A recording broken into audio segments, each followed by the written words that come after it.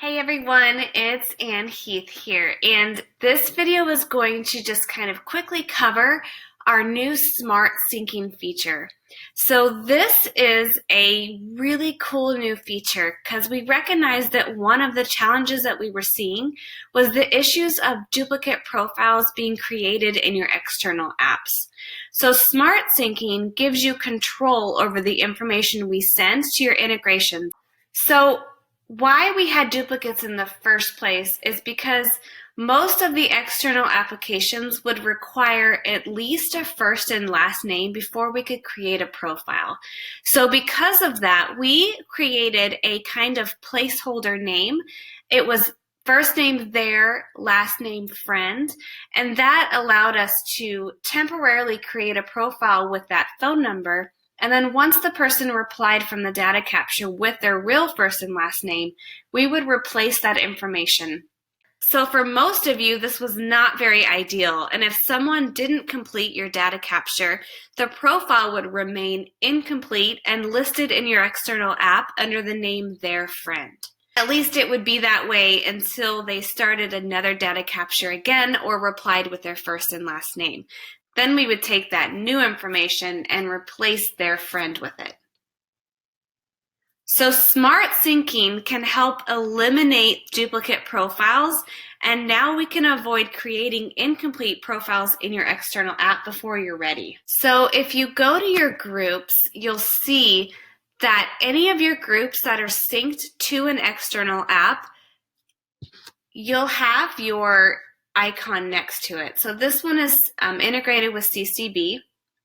And also you can see this new icon that says hold all new contacts for confirmation. And that just means any new contacts before we send that information over to your external app and create the profile for you, you want to take a look at it and make sure it's not a duplicate. So I can go into the group by either clicking the icon, the view icon, or I can click the name of the group and it'll take me in there. So if I scroll down, I will see 3 categories. I have 2 that are matched, I have 1 that's pending a duplicate, and I also have a resolve dupes and sync button. So I can quickly view the list of people that are in the group. I can kind of filter it by who's been matched, and I can see the list of pending duplicates. So here it's saying that this is a possible duplicate.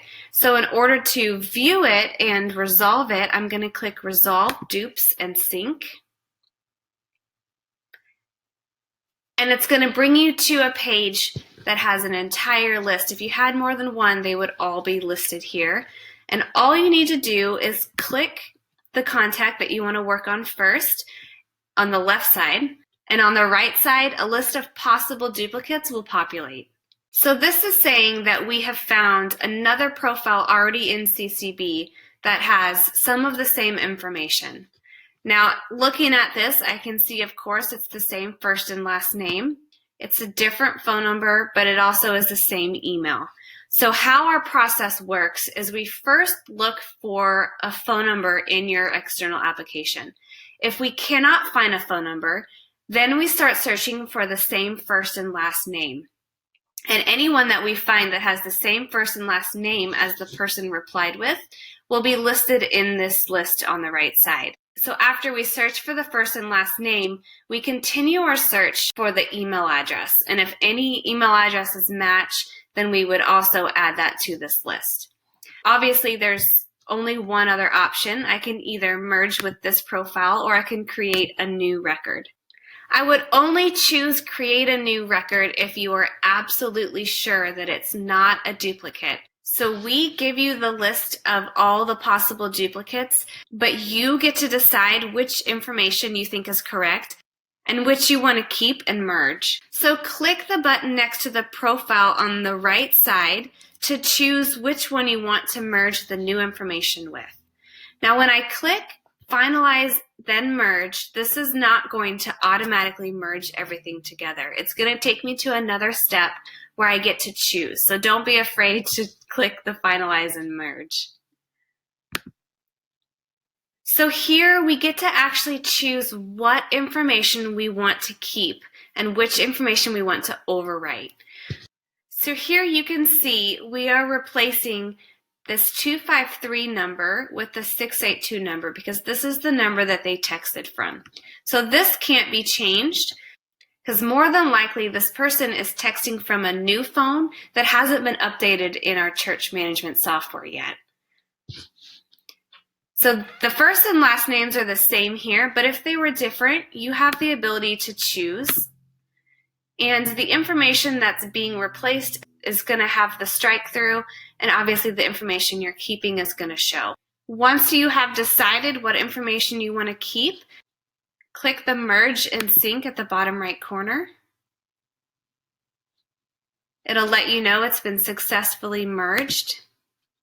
And then if you have more of a list, it would be listed here, or it tells you no contacts for merging once you're all finished.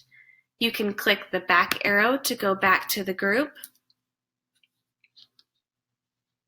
And when I look down at the group list, I can see that there is a new icon next to it that says manually merged. And this just lets you know that it has been already manually merged. And once you've manually merged a possible duplicate, the next time they enter in a new campaign, you shouldn't have to do this again. It will be automatically stored and saved. So hopefully you can now see how powerful and helpful this new feature can be when you're trying to manage your contacts. And we're excited to hear if this helps you resolve the issue of duplicates for your church.